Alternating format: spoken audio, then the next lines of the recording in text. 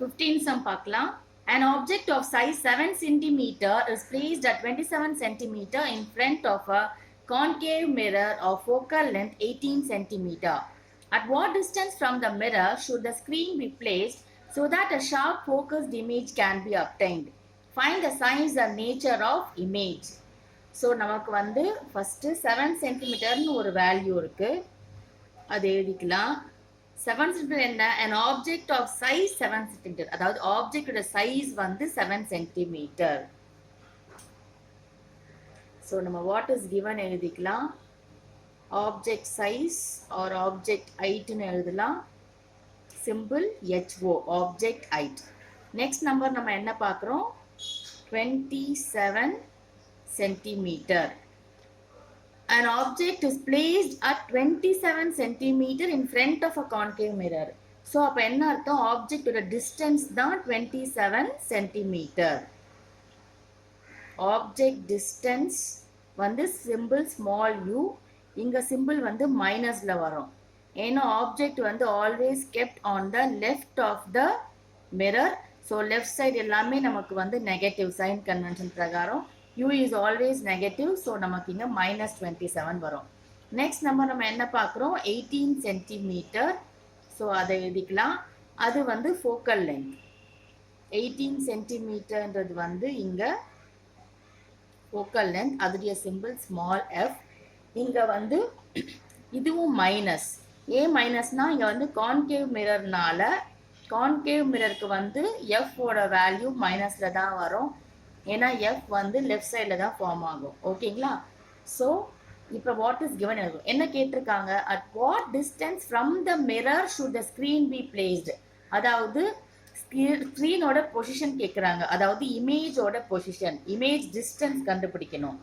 Image distance தான் நம்மளை கேட்டிருக்காங்க. அதுடைய simple V.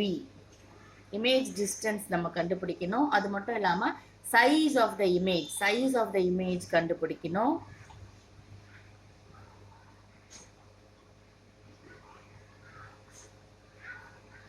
size of the image கண்டுபிடிக்கணும். அப்புறம் nature of the image கண்டுபிடிக்கணும். ஓகே, ஸோ நம்ம ப்ரீவியஸ் சம்ஸில் வந்து லென்ஸ் பார்த்தோம். இது 14th சம்மில் மிரர் தான் பார்த்தோம், ஆனால் அது கான்வெக்ஸ் மிரர். இப்போ நம்ம இந்த சம்மில் வந்து கான்கேவ் மிரர் பண்ணுறோம். ஸோ நமக்கு வந்து U and F இருக்குது. V கண்டுபிடிக்கணும்னா நம்ம மிரர் ஃபார்முலா யூஸ் பண்ணி கண்டுபிடிக்கலாம். மிரர் ஃபார்முலானா ப்ளஸ் வரும், நான் உங்களுக்கு சொல்லியிருக்கேன். லென்ஸ் ஃபார்முலால தான் மைனஸ் வரும். ஸோ 1/u + 1/e = 1/fன்றது மிரர் ஃபார்முலா. லென்ஸ் ஃபார்முலானா 1/f = 1/v - 1/u வரும். அதை ஞாபகம் வச்சுக்கோங்க. நம்ம v கண்டுபிடிக்கணும். ஸோ நான் ஃபார்முலாவை ரீஅரேஞ்ச் பண்ணி எழுதிக்கிறேன். 1/f. ஸோ u அங்கே போயிடுச்சுன்னா மைனஸ் ஆகிடும். -1/u. இப்போ நம்ம வேல்யூஸ் தான் சப்ஸ்டியூட் பண்ணிக்கலாம். ஸோ 1/-18 மைனஸ் ஆஃப், எப்பவுமே கொஞ்சம் இடம் விட்டு எழுதுங்க, -27. ஓகே, இப்போ இதுக்கு வந்து எல்சிஎம் கண்டுபிடிக்கலாம். 18/27 2 × 9 27 அப்படியே தான் இருக்கும். 3ல் 3 9 3 1 3. ஸோ எல்சிஎம் வந்து 54 வருது. ஸோ 18 வந்து 3 times 3 × 1 3. So -3. 27 2 times minus plus. So +2. இப்போ நமக்கு -1/54ன்றது 1/v. அப்போ v = -54 சென்டிமீட்டர். ஸோ v மைனஸில் வந்தால் ஸ்க்ரீன் வந்து should be kept in front of the mirror. v வந்து மைனஸ் வேல்யூவில் வந்திருக்கு. Negative sign shows that image is formed on the same side as that of the object.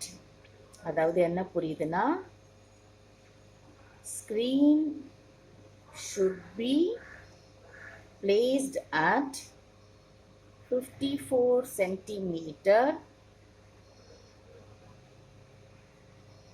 in front of the mirror. ஓகேங்களா? So நம்ம வந்து அதுடைய position where the screen has to be கேட்டிருக்காங்களா, அது வந்து it should be kept at 54 centimetre in front of the mirror. ஓகேங்களா? இப்போ நம்ம வந்து வி கண்டுபிடிச்சிட்டோம், இமேஜோட சைஸ் கண்டுபிடிக்கணும். ஸோ நம்ம மேக்னிஃபிகேஷன் ஃபார்முலா யூஸ் பண்ணி இமேஜோட சைஸ் கண்டுபிடிக்கலாம். ஸோ ஃபார் மிரர் வந்து HI by HO equal to minus V by U. So value substitute பண்ணிடலாம். HI by HO வந்து 7 மைனஸ் V வந்து மைனஸ் 54, இது வந்து மைனஸ் 27. ஸோ இது வந்து 3 டேபிள்ஸில் 9 டைம்ஸ் 18 டைம்ஸ், இது வந்து 2 times. So minus minus cancel ஆகிடுச்சு, அப்போ கூட மைனஸ் இருக்குது, ஈக்குவல் டு மைனஸ் 2 இருக்குது. So minus 2 into 7. So HI is equal to minus 14 centimeter. நமக்கு வந்து இமேஜோட சைஸ் வந்து மைனஸில் வந்திருக்கு, 14 வந்திருக்கு. ஆப்ஜெக்ட் சைஸ் வந்து 7 சென்டிமீட்டர், இமேஜ் சைஸ் வந்து 14 சென்டிமீட்டர். ஸோ நமக்கு இதான் என்ன புரியுதுன்னா, அதோடைய இமேஜோட சைஸ் வந்து double the size of the object. So the image is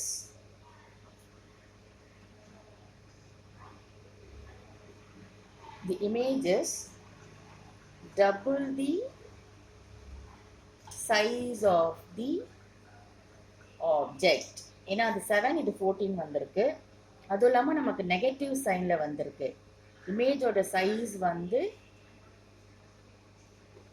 negative sign வந்திருக்குன்னா அப்போ என்ன அர்த்தம், இமேஜ் வந்து பிலோ த பிரின்சிபல் ஆக்சிஸில் ஃபார்ம் ஆயிருக்கு. ஸோ இமேஜோட சைஸ் வந்து நெகட்டிவில் வந்திருக்குன்னா shows that the image is inverted. That image is inverted. So nature of the image என்ன,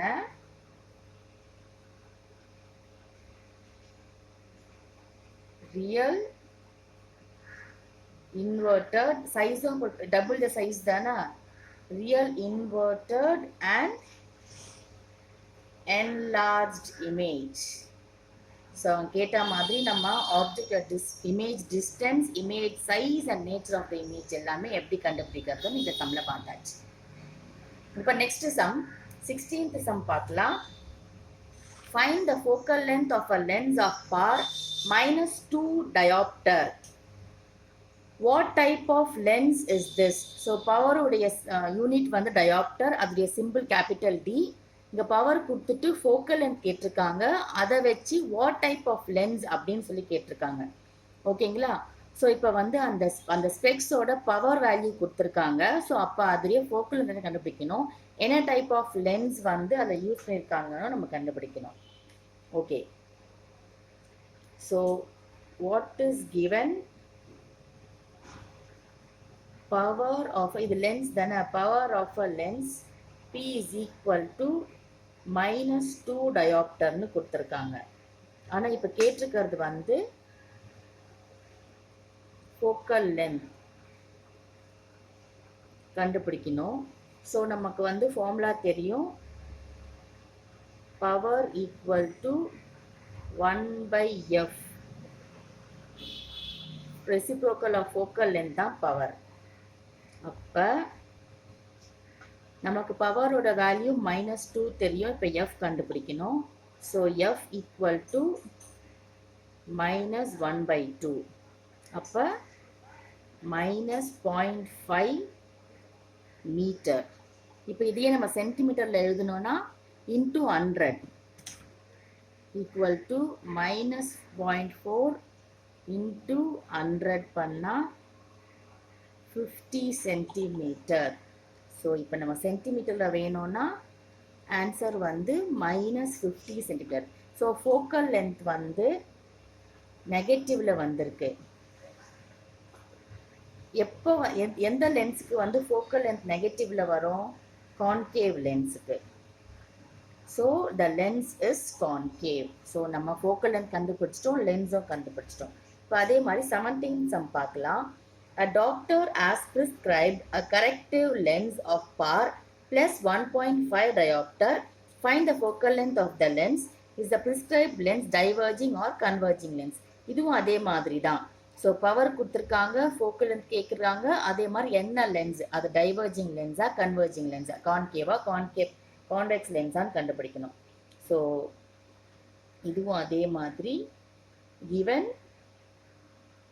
power of the lens P is equal to plus, இங்கே போன சம்மில் வந்து minus power இருந்துச்சு, இது வந்து plus power dioptre. Focal length தான் இப்போ கண்டுபிடிக்கணும். So power equal to 1/f in metre. இங்கே வந்து plus 1.5/f. So f equal to 1/1.5. So decimal value remove பண்ணுறதுக்காக நான் 10ஆல் மல்டிப்ளை பண்ணால் 10/15 வரும். அப்போ 6 times 90, திருப்பியும் 10, 100, 6 times 90. ஸோ இது அப்படியே போயிட்டே இருக்கும். ஸோ நமக்கு வேல்யூ வந்து 0.66 மீட்டர் வந்திருக்கு. இதை நான் வந்து சென்டிமீட்டர்லனா மல்டிப்ளை வித் 100, அப்போ எனக்கு 66 சென்டிமீட்டர்ன்றது தான் அதோடைய ஃபோக்கல் லென்த். ப்ளஸ் 66 சென்டிமீட்டர்ன்றது focal length. It is a converging lens. ஏன் கன்வர்ஜிங் லென்ஸ், ஏன் கான்கேவ் லென்ஸ் சொல்கிறேன்னா, அதோடைய ஃபோக்கல் லென்த் வந்து பாசிட்டிவ். ஸோ ஒருத்தருக்கு பவர் வந்து பாசிட்டிவ்ல இருந்துச்சுன்னா அவங்க வந்து கன்வர்ஜிங் லென்ஸ் யூஸ் பண்ணுறாங்க.